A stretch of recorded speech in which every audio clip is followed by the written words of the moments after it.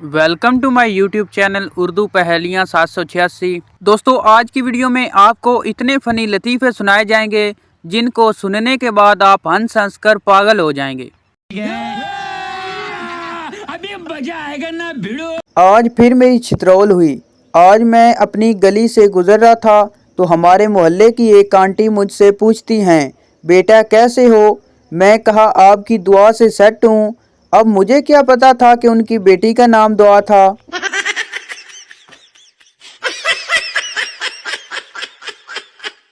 Doctor की बीवी का ऑपरेशन होने वाला था। खुद डॉक्टर साहब ही ऑपरेशन करने लगे। उनकी मदद के लिए दो नर्सें भी ऑपरेशन थिएटर में थी। डॉक्टर ने बीवी को इंजेक्शन लगाकर बेहोश करने की कोशिश की, मगर बीवी पर कोई असर नहीं हुआ। फिर डॉक्टर ने क्लोरोफॉर्म सिंगाकोर बेहोश करना चाहा, लेकिन उसके बावजूद बेहोश नहीं हुई।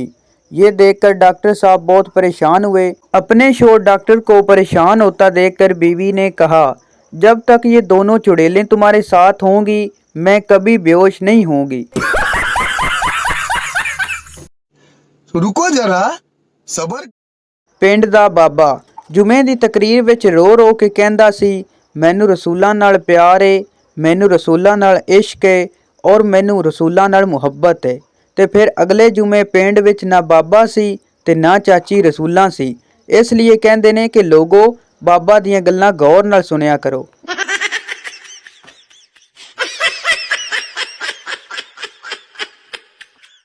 कंवारे हजरात के लिए न चांद रहेगा न सितारे रहेंगे, क्या सारी ज़िंदगी हम कुंवारे रहेंगे? रोज़ होते हैं हज़ारों निकाह दुनिया में, हमारी किस्मत में सिर्फ छुआरे रहेंगे। जियो कुंवारे खाओ छुआरे।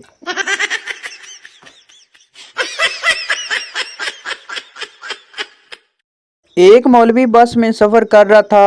अगली सीट पर एक औरत बार बार अपने बच्चे से कह रही थी, बेटा तुम ये हलवा खा लो वरना मैं इस मौलवी अंकल को दे दूंगी। जब औरत ने चौथी मर्तबा यही कहा तो मौलवी ने कहा, बहन जी जल्दी फैसला कर लो, तुम्हारी वजह से मैं 4 स्टॉप आगे आ चुका हूँ।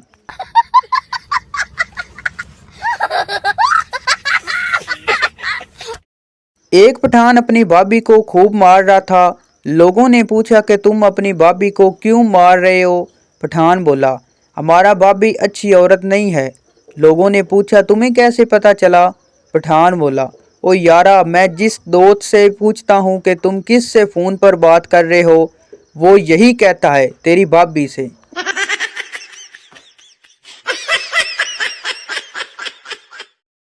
एक पठान ने बच्चे का नाम अमेरिका रख लिया।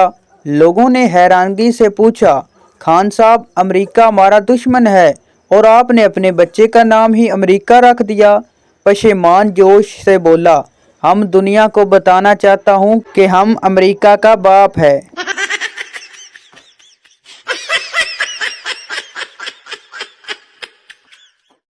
बाबा बोला, बेटा क्या काम करते हो? लड़का बोला, मैं भलाई का काम करता हूँ, लोगों को गुनाहों से बचाता हूँ। बाबा बोला, मतलब? लड़का बोला, लोग टीवी देखकर गुनाह करते हैं, घरों में एसी लगाकर जहन्नम की गर्मी को भूल जाते हैं, रात को एसी लगाकर अल्लाह की याद से गाफिल होकर सुकून की नींद सोते हैं, रोशनियाँ करके कब्र के अंधेरे को भूल जाते हैं, मोबाइल चार्ज करके नामहरम से मोबाइल पर आशिकी करते हैं। मैं उनको ऐसा करने से रोकता हूँ। बाबा बोला, वो कैसे? लड़का बोला, मैं वापड़ा में हूँ बाबा जी। बाबा बोला, लख दी लानत ही।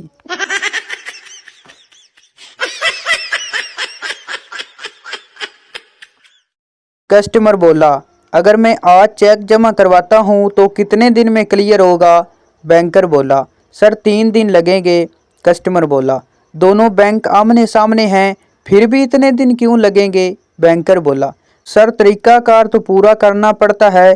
सोचें अगर आप कब्रिस्तान के बाहर मर जाते हैं तो आपको घर लेकर जाएंगे या वहीं दफना देंगे?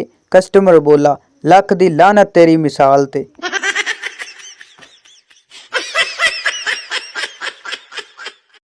बाप बोला, लस्सी पिएगा? बच्चा बोला नहीं। बाप बोला, जूस पिएगा? बच्चा बोला नहीं। बाप बोला, दूध पिएगा?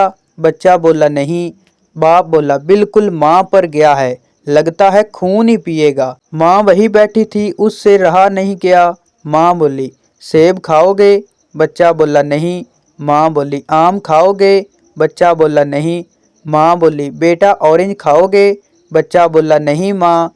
बिल्कुल आप अपने बाप पर गया है, लगता है जूते ही खाएगा। एक आदमी की बीवी को उनके ही कुत्ते ने काट लिया, वो मर गई। उसकी ताज़ियत को लोग आए तो एक आदमी ने उसके शोहर के कान में कहा, भाई मुझे वो कुत्ता मिल सकता है जिसके काटने से आपकी बीवी फौत हुई है? आदमी ने जवाब दिया, तुम्हें क्या लगता है ये पूरा शहर मेरी बीवी की ताज़ियत के लिए आया है? ये सब लोग भी कुत्ता ही मांगने आए हैं।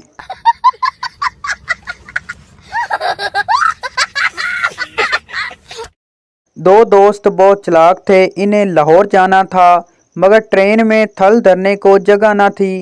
रात के वक्त इन्होंने शोर मचा दिया कि डब्बे में सांप आ गया है। तमाम मुसाफिर खौफ के मारे डब्बे से उतर गए। दोनों दोस्त जल्दी से ट्रेन में सवार हुए और बर्थ पर सो गए। जब उनकी आंख खुली तो सामने एक आदमी खड़ा था। इन्होंने उससे पूछा, भाई साहब क्या लाहौर आ गया है? आदमी हैरत से, लाहौर? जनाब रात इस डब्बे में सांप घुस गया था, इसलिए यह डब्बा ट्रेन से काट दिया गया था।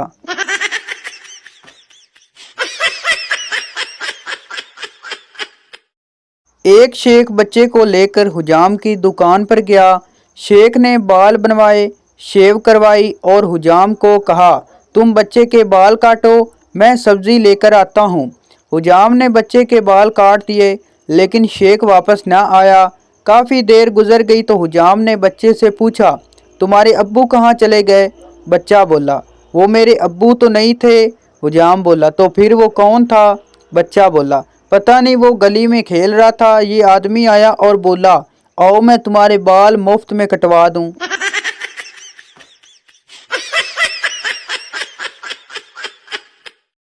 एक लड़का अपनी गर्लफ्रेंड को फ़ोन करता है, लेकिन लड़की का बाप फ़ोन उठा लेता है। बाप बोला, हेलो कौन बोल रहा है?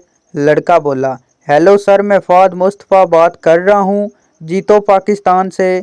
आपकी बेटी मेरे सामने बैठी है और एक सवाल के जवाब में उनकी हेल्प चाहती है। बाप बहुत पुरजोश होकर फ़ोन बेटी को दे देता है।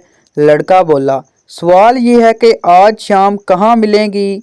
ए ऑप्शन पार्क में, बी ऑप्शन डिस्को में, सी ऑप्शन क्लब में, डी ऑप्शन रेस्टोरेंट में। लड़की ने जवाब दिया ऑप्शन ए। लड़का बोला, सही जवाब दिया, तालियां।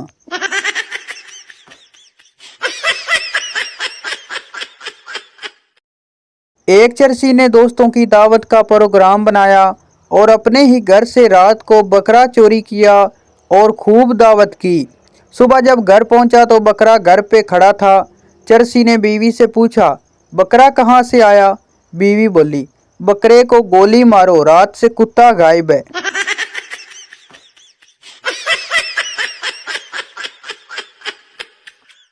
हमने बाबा जी से पूछा, आप 95 साल की उम्र में भी 92 साला एलिया को डार्लिंग, स्वीट हार्ट, हनी कहकर बुलाते हैं, इतनी मोहब्बत करते हैं?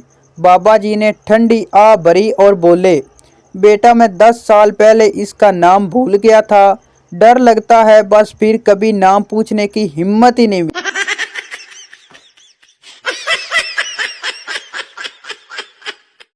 आज मैं बहुत बोर हो रहा था, समझ नहीं आ रहा था कि क्या करूं।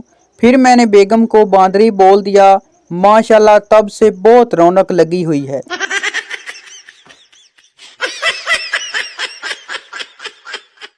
एक बीवी अपने शोहर को कहने लगी, मेरी शराफत देखो, मैंने तुम्हें बगैर देखे शादी कर ली। शोहर बोला, और मेरी शराफत देखो, मैंने देखकर भी इनकार नहीं किया।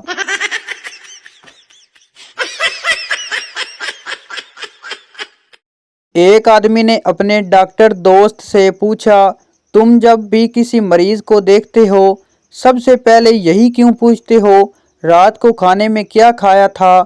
डॉक्टर मुस्कुराते हुए बोला, इससे मरीज के माली हैसियत का पता चलता है।